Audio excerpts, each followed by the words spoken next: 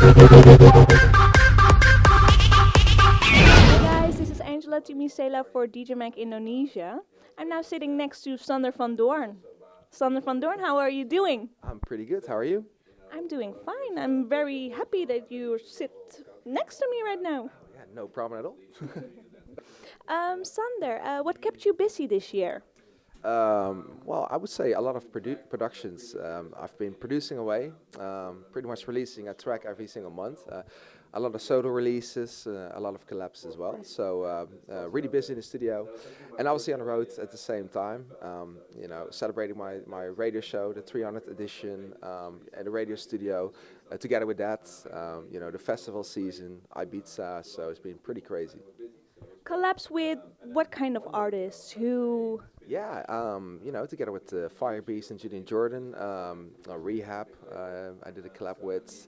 I'm actually just produced a collab together with Moti, a track called Lost, which is going to be released in November. Really excited about that one.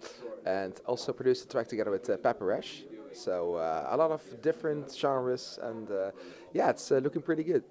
Very busy. I can tell. So your show schedule is pretty tight. So you still have time for the studio, right? Or you make time for the studio. Yeah. You have to manage your time. There's a lot of traveling that goes with touring. Obviously, I just came back from Tokyo. I mean, that's like a 13-hour flight. So you try to produce a little bit on your hotel room in the plane. Just like small ideas. And whenever you get the time in the studio, it's always the best environment. You just start producing away, and it's all about managing time. It's sometimes you have a little bit less gigs in 1 week, so that's your production time then. So yeah, it's all about managing time. So the studio is your second home, or? Yeah, pretty much. It's my production cave. Can you tell us something about your podcast identity? Yeah, well, this was a special year for the podcast and the radio show. It's synchronized now in 69 countries with 19 million listeners every single week. So that's pretty awesome. And this year was the celebration of the 300th episode. So I've been doing this now, I would say, for 7 or 8 years. So it's been pretty special. Starting with a monthly show, turning into a bi-weekly show, and now a weekly show, different countries. So that's pretty cool. Congratulations. Thank you. Also in Indonesia? Yeah, also in Indonesia. Yeah. So listen to the podcast. Absolutely. How do you choose your tracks for your identity podcast? The amount of tracks these days are huge. So it's a big filtering process. For me, it's all about telling a story throughout the radio show. Start with nice relaxed songs and build up the energy from there.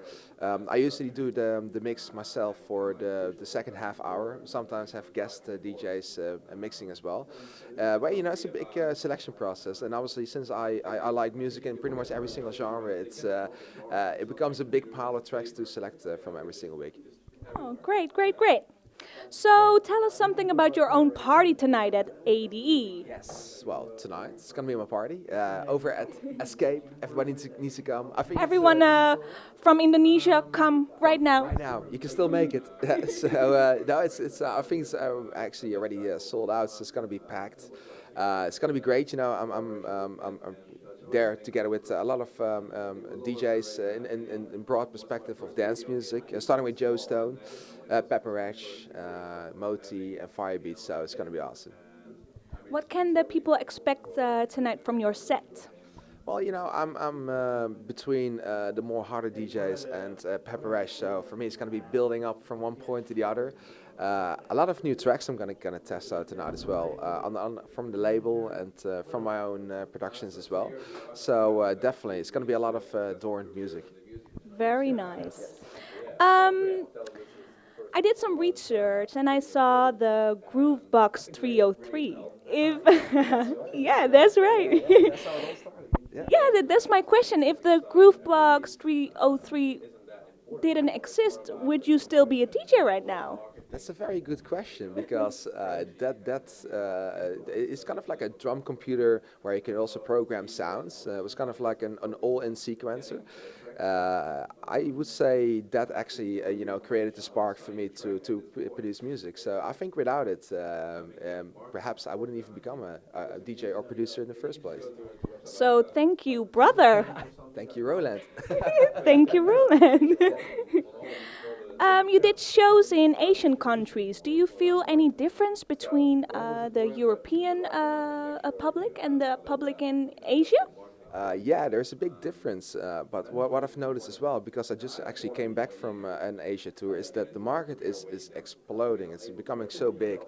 The parties are getting huge. The clubs are insane these days. Bigger and bigger. Bigger, yeah. And I think the big difference between now and a few years ago is that people are very educated. They know their music, so they select their favorite artist, and the energy is phenomenal. Definitely.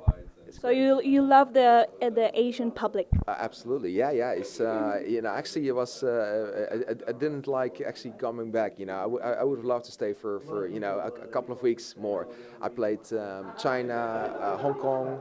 I did Taipei, Tokyo. So it was a pretty awesome tour. Yeah. Is Indonesia on your agenda for the next months or? I think so, actually. Yeah, I've seen a few options in my schedule, so it might be there in the next couple of weeks or months. I'll actually be there as well. So take a look at his schedule. Focus. Do you know any Indonesian or Asian DJ who's worth a high five? No, not really. No. Yeah, bummer. Bummer. Talking about Indonesia, do you have a favorite dish? Favorite dish? I like satay. That's my favorite, definitely. Meat. Also, always the man loves meat. I mean, I love sushi, but that's not very Indonesian, is it? Okay. What's the first thing that pops into your mind when I say Indonesia? For me personally, Bali. It's I've been there so many times. For me, it's one of the perfect places to spend a few days holiday as well. So for me, definitely, yeah, it's Bali, and it's pretty much. I started playing for the first time in Jakarta, and I noticed the city is huge, but also the energy is phenomenal. So it's always good coming back. Do you want to say something to our Indonesian fans? Yeah, absolutely. Guys, thanks for all the support throughout the years. Love coming to your country very soon, and I think it's actually going to happen. So hope to see you there anytime soon. Sander van Doorn, thank you so much.